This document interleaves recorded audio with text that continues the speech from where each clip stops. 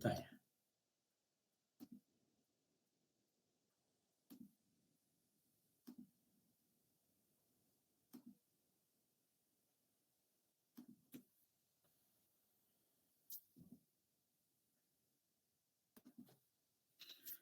¿Se ve y se escucha?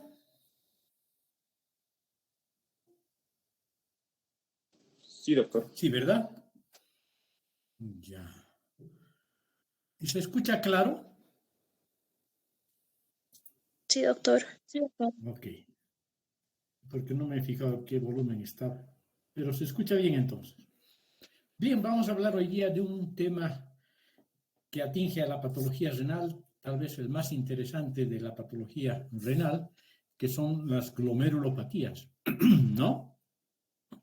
Y bueno, para empezar, tenemos que decir que el glomérulo es diana o blanco de muchos procesos patológicos, fundamentalmente de vasculopatías generalizadas, trastornos inmunológicos, depósito de materiales extraños y también de alteraciones funcionales transitorias o permanentes, ¿sí? Bueno, en el glomérulo estructuralmente hay que tomar en cuenta 4 componentes fundamentales que aquí en este gráfico, en este diseño bastante simple y bonito, podemos apreciarlos en diferentes colores a estos 4 componentes, ¿no? Tenemos un componente epitelial formado por un epitelio parietal, el epitelio de la cápsula de Bowman, y un epitelio visceral formado por los podocitos con sus pedicelos respectivos, que como ustedes ven, abrazan a los capilares que están pintados de amarillo en su citoplasma, ¿no? Los capilares que forman un complejo penacho de capilares y que están separados de la espacio epitelial por una membrana basal continua, ¿ya? Y dentro de esa membrana basal, además de los capilares, están las células mesangiales que aquí están pintadas de rojo, y la matriz mesangial que aquí está pintada de azul, ¿sí? Hay un mesangio extraglomerular, que es este, y un mesangio intraglomerular, ¿ya?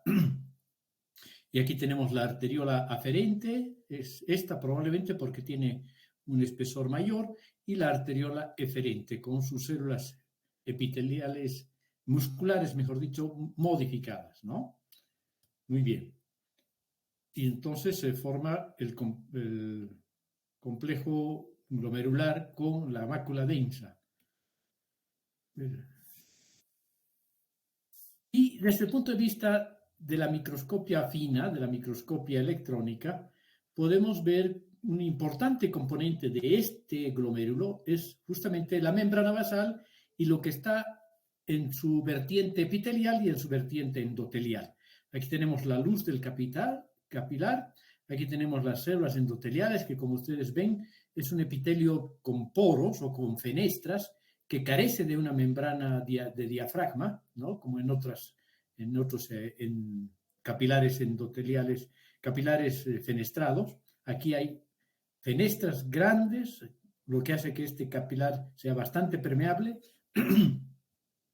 Y tenemos la membrana basal glomerular con 2 áreas laxas y un área central densa a manera de un sándwich. Y hacia la vertiente epitelial tenemos los pedicelos de los pies de los podocitos, que serían como una especie de prolongaciones terciarias de los podocitos, ¿sí? Y como dice el enunciado que les pongo aquí abajo, la mayoría de las glomerulopatías se deben a alteraciones en la barrera de filtración glomerular y en el mesangio, ¿sí? Y aquí les estamos mostrando justamente esa barrera de filtración glomerular constituida por las células endoteliales, por la membrana basal glomerular, que es un importante componente de esta barrera, y por las células epiteliales de los podocitos, los pies de los podocitos, que estos sí presentan diafragmas entre los pedicelos de los pies de podocitos, ¿ya? Que son las hendiduras de filtración. Muy bien. Entonces, cuando hay una agresión de las que hemos mencionado, vascular, inmunológica, por agentes infecciosos, etc., el glomérulo responde con un limitado número de respuestas, ¿ya? O sea, un número limitado de respuestas. ¿Y cuáles son esas respuestas con las que justamente, valga la redundancia, el glomérulo responde a esa agresión? Puede responder mediante una proliferación de células endoteliales o una proliferación de células mesangiales o una lesión a nivel de la membrana basal solamente con un engrosamiento de la membrana basal, o puede haber una necrosis de la pared capilar glomerular y un hecho que es de mal pronóstico en general con la formación de semilunas por una proliferación de las células epiteliales de la cápsula de Bowman, ¿no? Entonces, la proliferación de células endoteliales va a producir, a su vez, una oclusión de las luces capilares, a menudo con presencia de proceso inflamatorio implicado mediante neutrófilos principalmente, y como hay una oclusión de las luces capilares, va a haber una reducción del flujo a través del glomérulo, lo que obviamente se va a asociar a oliguria, eventualmente a anuria y eventualmente, cuando la oliguria y la azoemia son importantes, a uremia, como ya vimos en el primer capítulo de patología renal, ¿no? La proliferación de células mesangiales suele acompañarse de un aumento de la matriz mesangial, ¿no? No solo hay un aumento de las células, sino también de la matriz, pero puede regresar resuelto el episodio agudo o evolucionar y acabar en esclerosis, que se conoce como hialinización de todo o parte del penacho de capilares glomerulares, produciendo una insuficiencia glomerular, una alteración en la filtración de ese glomérulo. El engrosamiento de la membrana basal glomerular se debe en general al depósito anormal de sustancias como principalmente complejos inmunes, pero también sustancias como amiloide, que son proteínas, o puede deberse a una síntesis de una nueva membrana basal glomerular, insinuándose desde el citoplasma de las células mesangiales y la matriz mesangial, o una combinación de todos estos eventos. La necrosis de la pared capilar generalmente es de tipo fibrinoide, una necrosis fibrinoide por exudación de fibrina desde la luz vascular hacia la pared, y esto caracteriza en general a las lesiones agudas intensas que lesionan la pared capilar, ¿no? Y producen justamente una vasculitis, y es una vasculitis además necrotizante porque hay necrosis fibrinoide, ¿no? Como ocurre en la hipertensión maligna o hipertensión acelerada. Y como les decía, la formación de semilunas por una proliferación de las células epiteliales de la cápsula de Bowman, generalmente secundaria a una lesión capilar glomerular intensa con escape de elementos sanguíneos como sangre incluso, o fibrina por lo menos, hacia el espacio urinario, ¿no? Esta proliferación epitelial de la cápsula de Bowman comprime al glomérulo y termina destruyendo toda la nefrona. Es un signo, como les dije, de mal pronóstico. Mientras más semilunas, mientras más glomérulos estén comprometidos con la presencia de estos crescentes, de estas semilunas, entonces es peor el pronóstico y se avecina una progresión a la insuficiencia renal crónica. ¿Sí? Bueno, desde el punto de vista de las glomerulopatías que tienen que ver sobre todo con los mecanismos inmunológicos, vamos a ver tres mecanismos fundamentales, ¿ya? La presencia de anticuerpos contra la membrana basal glomerular, que además generalmente se acompaña con afectación de la membrana basal pulmonar o alveolar, si quieren, que activa el complemento y recluta células inflamatorias, ¿no? Ese es un mecanismo. Anticuerpos antimembrana basal glomerular. Otro mecanismo más frecuente, obviamente, es el depósito de inmunocomplejos, IgG, AA, AC, ¿no? Antígeno anticuerpo, que activa el complemento también y recluta células inflamatorias. Estos depósitos de complejos inmunes pueden ser circulantes o pueden formarse in situ, ¿no? Y por último tenemos un tercer mecanismo que es los anticuerpos anticélulas ante el citoplasma de neutrófilos, que también se unen a la fracción Fc del complemento de los neutrófilos, de la membrana de los neutrófilos, activándolos, ¿sí? Todos tienen como efecto un desencadenamiento de una lesión glomerular capilar y epitelial, ¿Ya? Entonces, los complejos inmunes, decíamos, pueden ser depósitos de inmunocomplejos circulantes o formados in situ, como ocurre con los anticuerpos antimembrana basal glomerular y el fenómeno de Heitman. ¿Ya? Y entonces se van a ver con inmunofluorescencia justamente estos complejos inmunes en forma de granular, cuando son complejos inmunes, o en forma continua, cuando el mecanismo es anticuerpos antimembrana basal glomerular. ¿Sí? Bueno, vamos a entrar ahora a una segunda parte, la fisiopatología de las glomerulopatías. Entonces, el glomérulo se puede enfermar por reacción de diversas noxas, como ya hemos visto, las que son capaces de gatillar, ¿no?, precipitar una cascada de eventos agrediéndolo. Las enfermedades que afectan al glomérulo pueden ser enfermedades primarias del riñón, entonces hablamos de glomerulopatías primitivas o primarias, o comprometerse el glomérulo en el curso de otra enfermedad sistémica, entonces hablamos de glomerulopatías secundarias. ¿Sí? Frente a una noxa, decíamos, el glomérulo enferma con un determinado patrón histológico, que es lo que vamos a ver, y la primera clasificación de las glomerulopatías se basa en esto, en el patrón histológico, claro, asociado al mecanismo de producción, ¿no? El que se manifiesta, este patrón histológico de alteración de la estructura capilar glomerular y de la estructura epitelial y de la membrana basal, se puede manifestar con algún síndrome nefrológico, con algún síndrome patológico, ¿no? Que en este caso, porque afecta al riñón, se llama nefrológico, ¿sí? Ahora, hay un hecho interesante. En algunas circunstancias, una misma noxa, un mismo agente patológico, puede producir distintos patrones histológicos. O sea que, por ejemplo, el lupus eritematoso sistémico puede producir una glomerulopatía proliferativa o membranosa o membranoproliferativa, en fin, ¿no? Entonces, en algunas ocasiones, la misma noxa puede producir distintos patrones histológicos, distintos tipos de glomerulopatías, y por lo tanto un determinado patrón histológico dar más también de un síndrome nefrológico. ¿Sí? ¿Y cuáles son esos síndromes nefrológicos posibles?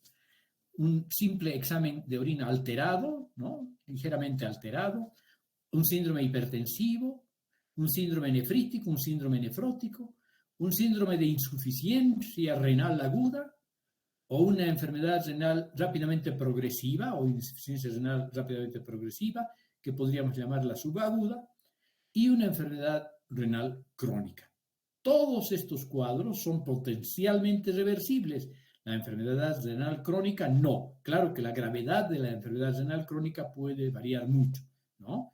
Puede condicionar rápidamente una disminución significativa del filtrado glomerular y entonces tener un muy mal pronóstico, o puede evolucionar lentamente durante muchos años la enfermedad renal crónica.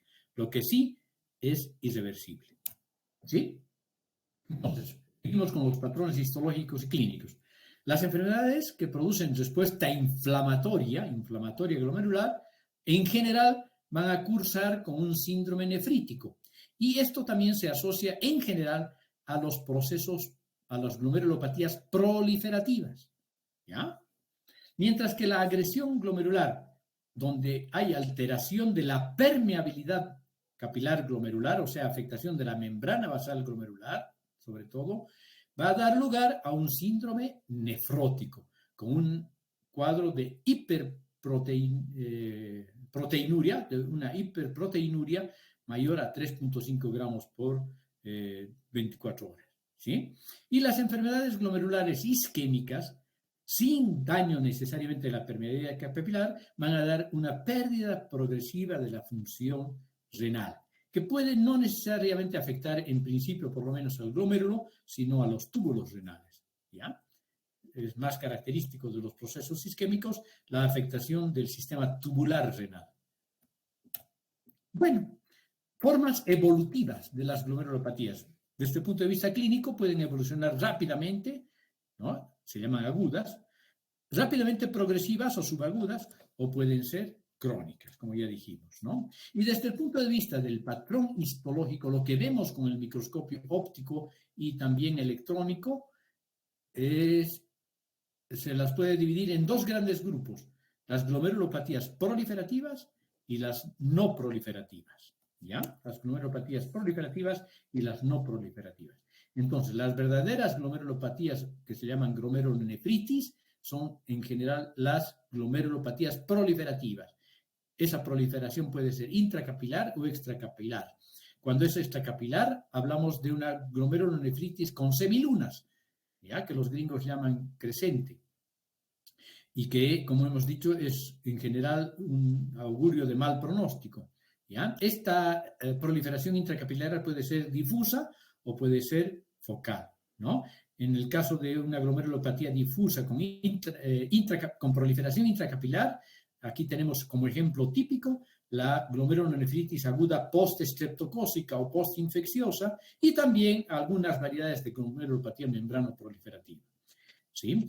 Con patrón intracapilar focal de la proliferación, tenemos a la glomerulonefritis asociada al lupus eritematoso sistémico y a enfermedades vasculares o de la colágena. Y también a las que están asociadas a algunas enfermedades infecciosas como la endocarditis bacteriana, por ejemplo. En cambio, las glomerulopatías que no son nefríticas, sino sobre todo nefróticas, no tienen proliferación celular o esta proliferación es mínima. Y aquí está una serie de glomerulopatías, ¿no? Como la glomerulopatía membranosa, ¿no? La glomerulopatía membranosa que cursa con un gran síndrome nefrótico, la glomerulopatía difusa mesangial, predominantemente mesangial, o la nefropatía asociada a la diabetes, ¿no? Aquí está el síndrome, la enfermedad de Gamstel-Wilson, y la glomerulopatía segmentaria focal, la esclerosis focal y segmentaria, que también es mesangial, ¿no? Ahí tenemos entonces los síndromes con proliferación mínima o sin proliferación. Gamstel-Wilson. Bueno, clasificación de las glomerulopatías primitivas según su patrón histológico. Esto ya es de nuestro campo, básicamente. Esto es lo que hacemos los patólogos al recibir una biopsia renal, ¿no? Entonces, decíamos, de proliferativas y no proliferativas. En las proliferativas, como su nombre lo dice, obviamente hay un aumento de la celularidad glomerular, ¿sí? Y esa celularidad glomerular incrementada puede ser en base a células sanguíneas que han migrado al glomérulo y han proliferado o lo han poblado, son fundamentalmente neutrófilos o macrófagos. Puede haber proliferación de las células glomerulares mesangial, íntimas, ¿no? Propiamente dichas, del glomérulo propiamente dicho, células mesangiales, células endoteliales o células epiteliales de la cápsula de Bowman, y también puede haber necrosis con detritus celular y trombos, que también forman parte de las glomerulopatías proliferativas. Y en cambio, bueno, aquí seguimos hablando de las proliferativas, ¿ya? La traducción funcional a este proceso proliferativo son diversos síndromes secundarios a la inflamación glomerular, desde la hematuria microscópica y escasa, digamos, a un síndrome nefrítico verdadero e incluso a la insuficiencia renal rápidamente progresiva, como en el caso de la glomerulopatía asociada a semilunas por proliferación epitelial de la cápsula de Bowman. Y las no proliferativas, en cambio, vamos a ver que a nivel de la microscopia de luz hay diversos patrones histológicos, pero todos sin o con mínimo aumento de la celularidad, ¿ya? Entonces, el glomérulo se puede ver incluso normal, a pesar de que hay proteinuria, por ejemplo, engrosamiento de la pared capilar, ¿no? Por engrosamiento de la membrana basal, sobre todo. Puede haber hialinización focal y segmentaria, con compromiso sobre todo del mesangio, o pueden haber depósitos de sustancias extrañas, ¿sí? Y la traducción funcional es un aumento de la permeabilidad de la barrera de filtración, lo que se manifiesta como proteinuria. Una proteinuria en grado variable, desde leve hasta grave, donde estamos hablando ya de un síndrome nefrótico. 3.5 gramos, ya hemos dicho, ¿no? ¿Me siguen escuchando?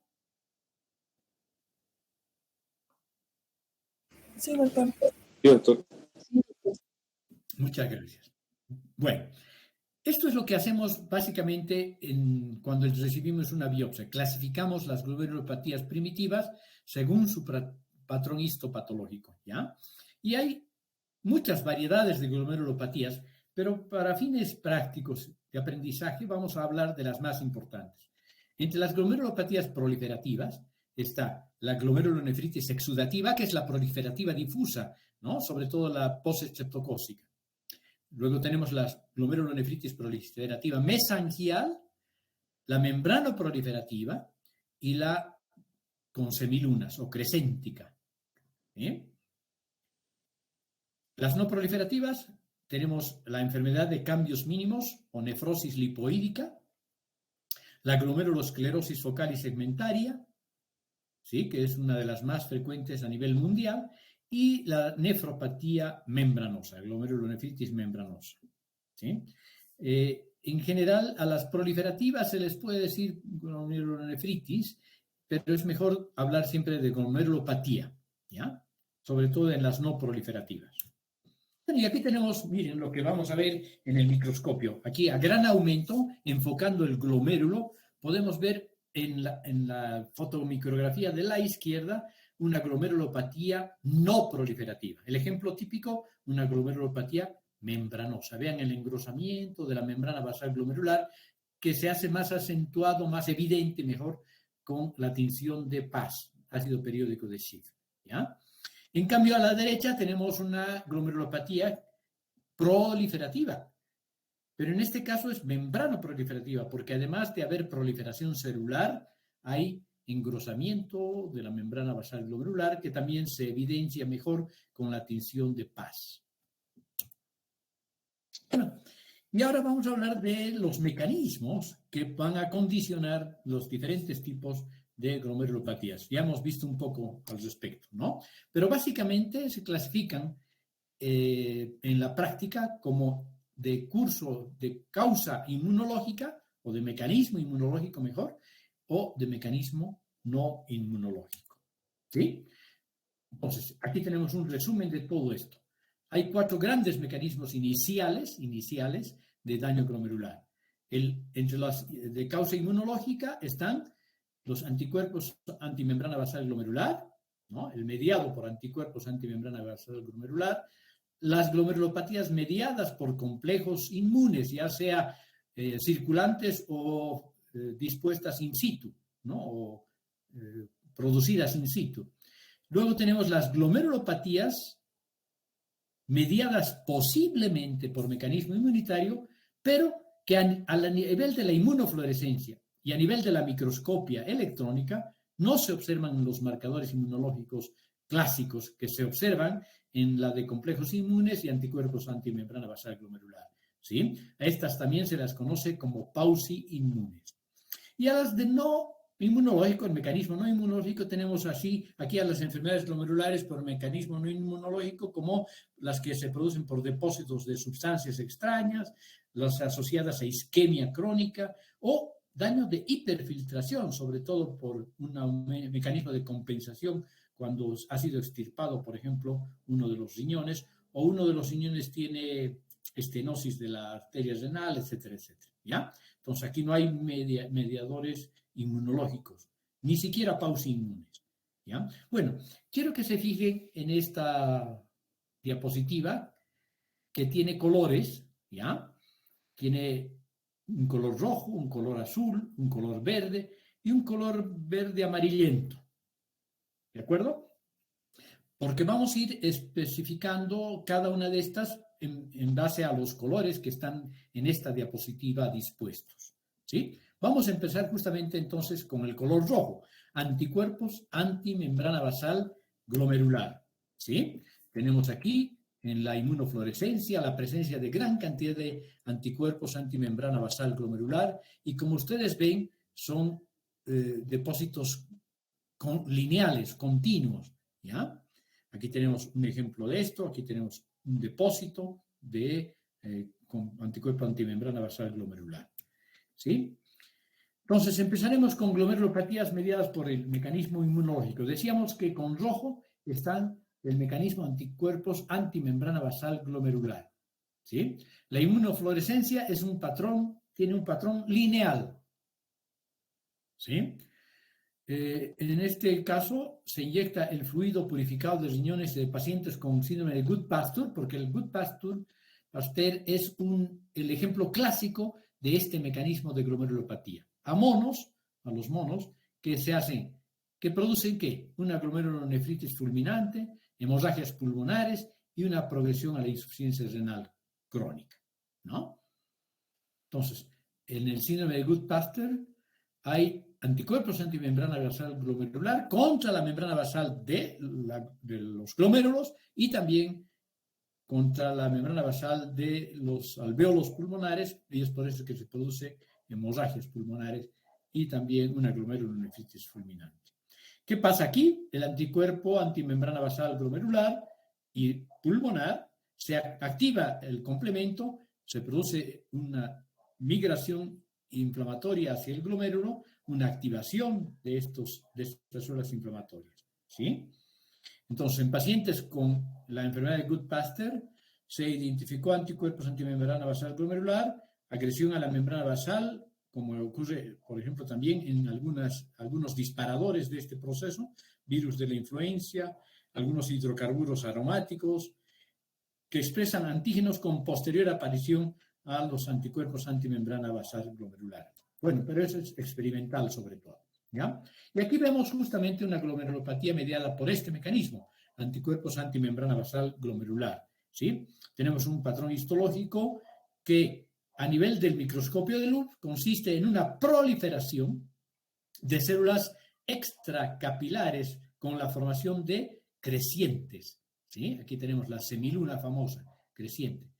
¿Sí? Claro que este patrón no es específico, totalmente específico de anticuerpos antimembrana basal glomerular, pero es clásico que se produzca este patrón de proliferación celular, de proliferación del epitelio parietal, de la cápsula de Bowman, con formación de semilunas.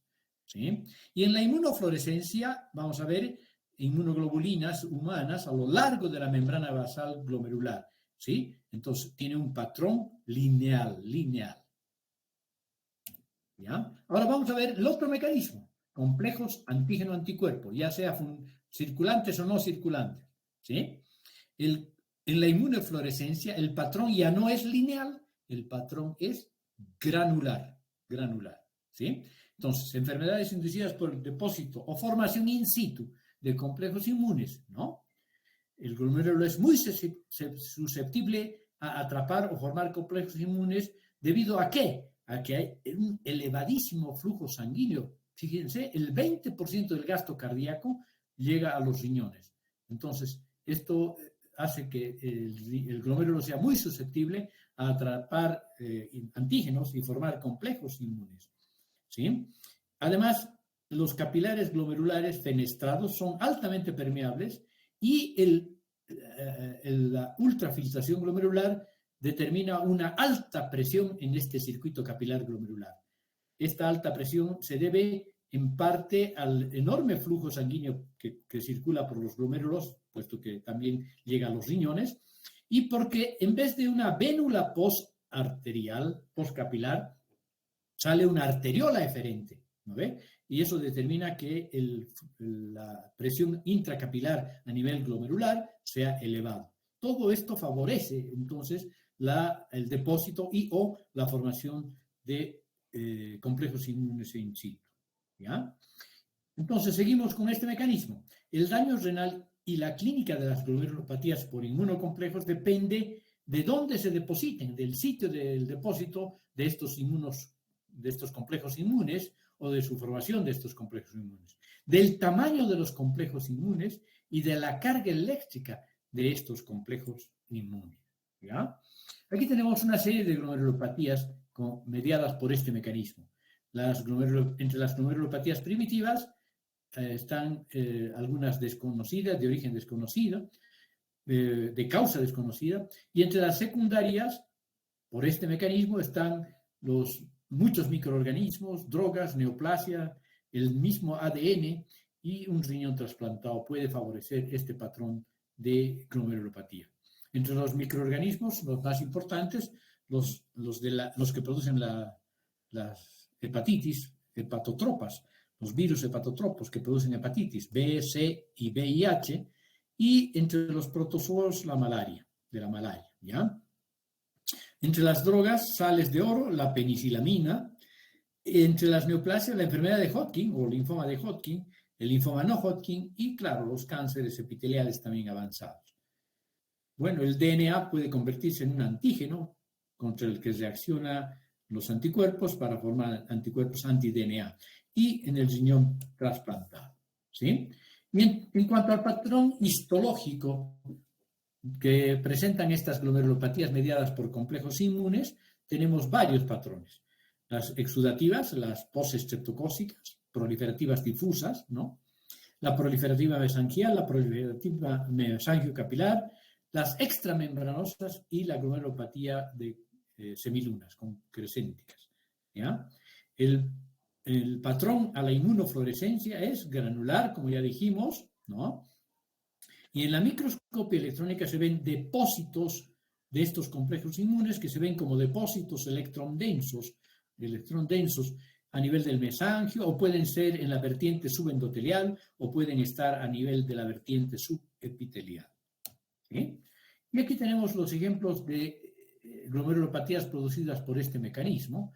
Aquí tenemos, por ejemplo, una glomerulopatía postestreptocócica proliferativa difusa, ¿no? Que compromete todo el glomérulo y todos los glomérulos, la glomerulonefritis mesangial, la membrana proliferativa, y aquí se ven justamente los depósitos de complejos inmunes. Aquí también podemos ver una glomerulopatía membranosa o la presencia de semilunas, ¿sí? Seguimos con este mecanismo, el patrón histológico y clínico. Cuando el depósito de estos complejos inmunes es subepitelial, en general la glomerulopatía que se produce es una glomerulopatía membranosa. También se llama extramembranosa. Entonces tenemos la glomerulopatía membranosa. Los complejos inmunes suelen ser de tamaño pequeño, ¿ya? Pobre acceso de elementos circulantes, pobre respuesta inflamatoria y gran síndrome nefrótico cuando se desarrolla realmente una glomerulopatía membranosa, y una resolución en fibrosis lentas, ¿sí? Muchas de estas evolucionan, creo que alrededor del 40% evolucionan invariablemente hacia una enfermedad crónica. Aquí tenemos el patrón, miren ustedes, parece que hubiera sido carcomido la membrana basal glomerular porque se han depositado complejos inmunes. Y aquí tenemos el patrón justamente granular. En vez de ser lineal y continuo, tenemos muchos granitos continuamente dispuestos, ¿no? Y aquí en la microscopia electrónica se puede ver mejor todavía. Aquí tenemos, en estas zonas oscuras, están los complejos inmunes depositados en la vertiente subepitelial. Cuando el depósito es subendotelial o en el mesangio, hacia el mesangio capilar, o mesangial puro, ¿qué pasa? Los depósitos suelen ser de gran tamaño, hay un daño del endotelio cercano a la circulación, se activa el complemento, hay una respuesta inflamatoria y se produce, por lo tanto, un síndrome nefrítico verdadero o lo que se conoce como un síndrome nefrótico impuro. Hay fagocitosis o proliferación de fibroblastos y está facilitada la curación o cicatrización por fibrosis. Y tenemos una proliferativa difusa, postestreptocócica, y un complejo inmune de gran tamaño, como una joroba, ¿ya? Y el patrón granular de la inmunoglobulina. Esta es una glomerulopatía por IgA, que es otra de las glomerulopatías más frecuentes en el mundo globalizado en el que vivimos, y que consiste fundamentalmente en proliferación mesangial pura, ¿no? Aquí tenemos los depósitos a nivel del mesanquio, estos puntos negros, y la disposición de los complejos inmunes con inmunofluorescencia, ocupando sobre todo la porción mesangial. Si ustedes ven esta fotografía y comparan, entonces se ve que realmente a este nivel aparentemente están depositados con la inmunofluorescencia esos complejos, ¿no? Se remede el patrón. Aquí tenemos una glomerulonefritis membrano-proliferativa, lo mismo, solo que hay mayor compromiso, tanto mesangial como epitelial y membranoso, ¿no? Y aquí se ven los complejos inmunes depositados. Pasamos al otro mecanismo. Las glomerulopatías mediadas posiblemente por mecanismo inmunitario, ¿ya? Pero que a nivel de la inmunofluorescencia y la microscopia electrónica no hay marcadores inmunológicos, ¿sí? Veamos entonces. Inmunofluorescencia negativa para inmunoglobulinas, ¿no? Entonces, las enfermedades con injuria de las células del epitelio visceral, no hay inflamación glomerular. Aquí tenemos como ejemplos la nefrosis lipoídica o la glomerulopatía por cambios mínimos y la glomerulopatía focal y segmentaria. También pueden producirse glomerulonefritis crescéntica pauciinmune, ¿sí? O sea, hay una proliferación de la cápsula de Bowman. Y aquí están todos los síndromes vasculíticos, la enfermedad de Wegener, el síndrome de Church-Strauss y la poliangitis microscópica. Tenemos entonces un glomérulo prácticamente normal en la enfermedad de cambios mínimos, en que a nivel de la microscopia electrónica se ve una fusión de los pedicelos o de los pies de los podocitos. Ese es lo que se ve. Y a nivel de los túbulos renales se puede ver depósitos de lípidos, por eso es que también esta enfermedad se llama nefrosis lipoídica. Tenemos otro ejemplo, una glomeruloesclerosis focal y segmentaria. Aquí se ve afectación no de todos los penachos de capilares glomerulares, sino, por ejemplo, en este caso, de uno, y de algunos glomérulos, no de todos los glomérulos. Por eso es que se dice glomerulosclerosis o glomerulosclerosis focal y segmentaria. Y por último tenemos la glomerulonefritis crescéntica pauciinmune. Hay una proliferación de la cápsula de Bowman en los síndromes vasculitos, enfermedad de Wegener, Church-Strauss y poliangitis microscópica, ¿no? Aquí tenemos entonces una enfermedad rápidamente progresiva con presencia de semilunas y aquí el depósito de inmune que no es muy positivo que digamos, ¿no? Aquí se ve crescéntica. Entonces la enfermedad de Wegener, por ejemplo, se caracteriza por la poliangitis microscópica y el síndrome de Church-Strauss se caracterizan justamente por eso, ¿ya? Luego tenemos un mecanismo de daño glomerular en las glomerulopatías por injuria inmunológica, un mecanismo de daño glomerular, enfermedades con inflamación glomerular, enfermedades sin inflamación glomerular. Entonces aquí tenemos justamente todos estos mecanismos que hemos mencionado, anticuerpos antimembrana basal glomerular, anticuerpos complejos inmunes, citoquinas, ANCA, activación del complemento, llegada de los neutrófilos, activación de los macrófagos, activación de los linfocitos T, liberación de citoquinas, formas activas de oxígeno, como superóxido, sustancias vasodiladoras, inflamación, alteraciones de la coagulación sanguínea, formación de trombos y, en última instancia, curación por cicatrización. Se puede activar la cascada del complemento por la vía clásica o por la vía alterna y formarse el complejo de ataque de membrana, C5-C9, que es lo que lesiona el glomérulo, la pared glomerular. La glomerulonefritis pauciinmune en su patogenia está causada por una causa desconocida que más o menos también activa los mismos mecanismos, activación de los linfocitos T, liberación de linfoquinas, el reclutamiento de células inflamatorias, agresión al glomérulo. Y también activación de linfocitos citotóxicos, agresión al glomérulo. En relación a los ANCA y el daño glomerular, atacan a antígenos que se expresan en la superficie de los neutrófilos y monocitos y se produce ruptura de sus sistemas respiratorios. Entonces se liberan radicales libres, los gránulos citoplasmáticos de los neutrófilos que dañan las células endoteliales. Esto inicia un proceso inflamatorio y esta reacción se amplifica además por la acción del factor de necrosis tumoral. Y tenemos las glomerulopatías mediadas por mecanismo no inmunológico. Tenemos entonces depósitos de sustancias, isquemia crónica y daño por hiperfiltración. ¿Sí?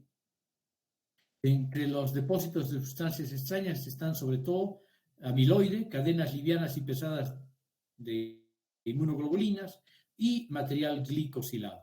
También el daño glomerular inició por mecanismos hemodinámicos, hiperfiltración, como ocurre en una glomerulonefritis focal y segmentaria secundaria, o la isquemia, por ejemplo, en la hipertensión arterial sistémica.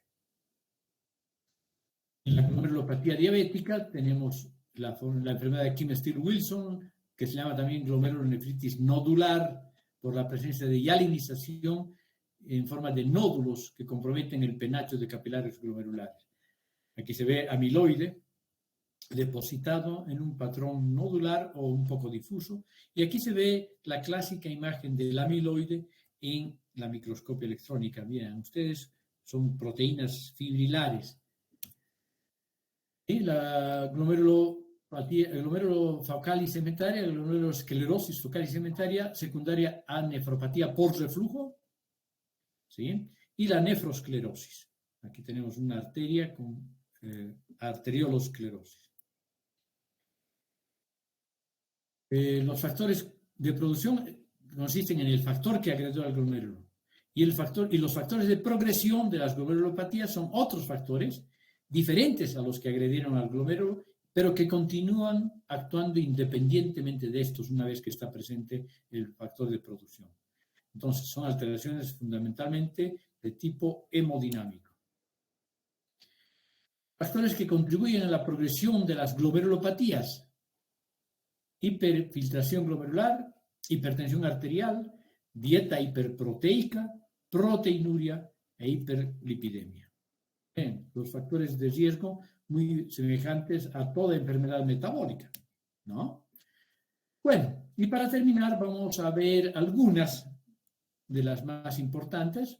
La glomerulonefritis proliferativa difusa, como su nombre lo dice, hay proliferación de células a nivel de los glomérulos, de todos los glomérulos y de todo el glomérulo está comprometido. No hay segmentos comprometidos, todo el glomérulo está comprometido. Está producida por complejos inmunes, generalmente tras la infección estreptocócica, sobre todo las cepas nefritogénicas. Clínicamente se manifiesta como un síndrome nefrítico. Hay proliferación del endotelio y del mesangiolo y reclutamiento de neutrófilos. Eso es algo característico de esta variedad de glomerulopatía. La mayoría de los casos clínicamente se recuperan, sobre todo en los niños, pero una pequeña parte puede progresar hacia la insuficiencia renal o desarrollar lentamente una insuficiencia renal crónica tras una aparente recuperación. Fíjense. La glomerulopatía membranosa es una importante variedad de glomerulopatía. Sobre todo se observa en adultos y es causa frecuente de síndrome nefrótico. Es la causa más frecuente de síndrome nefrótico en adultos, de hecho. Se debe a formación de inmunocomplejos en el glomérulo. La membrana basal, como ven ustedes, está engrosada y está anormalmente permeable. Por eso es que hay un síndrome nefrótico típico. Produce insuficiencia renal crónica a lo largo de su evolución, casi en el 50% de los casos. El 80 al 90% de esta variedad de glomerulopatías son idiopáticas, de causa desconocida, y el 10 a 20% son secundarias a antígenos anormales circulantes. La glomerulopatía membranoproliferativa, como ustedes ven, ya hemos visto que hay proliferación, pero también engrosamiento de la membrana basal glomerular, ¿sí? Principalmente en adolescentes. Puede producir un síndrome mixto, síndrome clínico mixto. Por una parte hematurias, síndrome nefrítico, o por otra parte un síndrome nefrótico, ¿no? Proliferación mesangial y engrosamiento de la membrana basal es lo que se ve en la histología. El complemento sérico está bajo. Puede ser de dos tipos. La idiopática de tipo 1, también llamada, es la más frecuente, 90% de los casos. Aquí se ve depósito de complemento generalmente con depósito añadido de inmunocomplejos. Puede ser idiopática o secundaria a enfermedades sistémicas, por ejemplo, lupus eritematoso sistémico. Y la idiopática de tipo 2, que consiste en el 10% de esta variedad de glomerulopatías, implica una activación primaria del complemento en los glomérulos sin inmunocomplejos.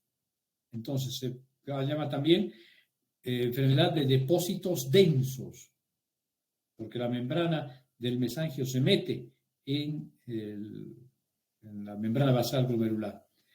Progresa a enfermedad renal crónica a lo largo de muchos años y tiende a recidivar en los riñones trasplantados. Este es un evento interesante, ¿sí? Hay muchos pacientes que se trasplantan con esta glomerulopatía de base y en los riñones trasplantados no hay un rechazo por sí, per se, pero puede haber una recidiva de la misma enfermedad, de una membranoproliferativa, glomerulopatía membranoproliferativa. La glomerulonefritis proliferativa focal y segmentaria o enfermedad por IgA, inmunoglobulina A, es producida por varias enfermedades diferentes. Algunos segmentos de pocos glomérulos presentan esta proliferación celular a nivel mesangial, sobre todo. Son necesarios para su diagnóstico la microscopia electrónica y la inmunohistoquímica para distinguirlas, ¿no? Clínicamente, hematuria y proteinuria persistente o síndrome nefrítico, o sea, hipertensión, hematuria y azoemia, por lo menos, con proteinuria leve. La enfermedad mesangial por IgA es el tipo primario más frecuente de glomerulopatía a nivel mundial y produce insuficiencia renal crónica progresiva a lo largo de muchos años. Además de tipos primarios de IgA, de esta glomerulopatía, hay tipos secundarios de enfermedades sistémicas como la endocarditis infecciosa, las vasculitis y las conectivopatías, como hemos visto. La enfermedad de cambios mínimos, principalmente en niños menores de 6 años, es la principal causa de síndrome nefrótico o por lo menos de proteinuria importante en niños en la edad pediátrica. Nada anormal al microscopio, en el microscopio se ve un glomérulo normal, pero en la microscopia electrónica, como dijimos, se ve la fusión de las prolongaciones de los podocitos. También puede haber pérdida de las cargas polianiónicas a nivel de la membrana, ausencia de inmunocomplejos o depósitos, claro, acúmulos de lípidos en las células tubulares, por eso se llama también nefrosis lipoídica, y remisión precoz, responde muy bien a la terapia con esteroides. Ojo, en niños, en adultos un poco menos. Se ha propuesto como causa anticuerpos no fijadores de complemento frente a antígenos de las membranas celulares del epitelio glomerular. ¿Ya? Bueno, y ahí tenemos el substrato de nuestro estudio, ¿no? Aquí tenemos la fusión bien, aquí está normal y aquí se ve la fusión de los pedicelos de los podocitos. Esta es una glomerulopatía de cambios mínimos visto con el microscopio electrónico de barrido, donde se ve muy bonito la pérdida de estos pedicelos. Miren, aquí se ven claritos los pedicelos y aquí se ha fusionado y hay pérdida de ellos prácticamente. Han desaparecido a la visión de la microscopia electrónica. Luego tenemos la glomerulosclerosis segmentaria y focal, que es frecuente en Latinoamérica. Es una causa importante y frecuente de proteinuria persistente e incluso de síndrome nefrótico. El 10% a nivel de la infancia y el 20% en los adultos. Hay una hialinización focal de los glomérulos por aumento de la matriz mesangial. Aquí hay depósito de IgM y C3 granulares, complemento 3. Es idiopática en niños, en adultos secundaria a otras enfermedades, como por ejemplo el VIH. Tiene mal pronóstico, progresión indolente, pero imparable prácticamente, a la insuficiencia renal crónica, con hialinización sucesiva de muchos glomérulos y, por lo tanto, pérdida de las nefronas. Cada glomérulo que se hialiniza, cada nefrona que se pierde. Muy bien, con eso terminaríamos nuestra plática de hoy, justo 5 minutos antes de la hora. Espero no haberlos aburrido, espero que hayan disfrutado de esta plática. ¿Me han seguido escuchando? Sí, doctor. Qué bueno, qué bueno. Entonces, este tema entra al examen y el tema que vamos a avanzar en la próxima semana, el próximo miércoles, también ingresa al examen, que es patología tubular e intersticial. ¿Ya? Gracias. Que les vaya muy bien. Chao, chao. Gracias, doctor. Hasta luego. Hasta luego. Hasta luego, doctor.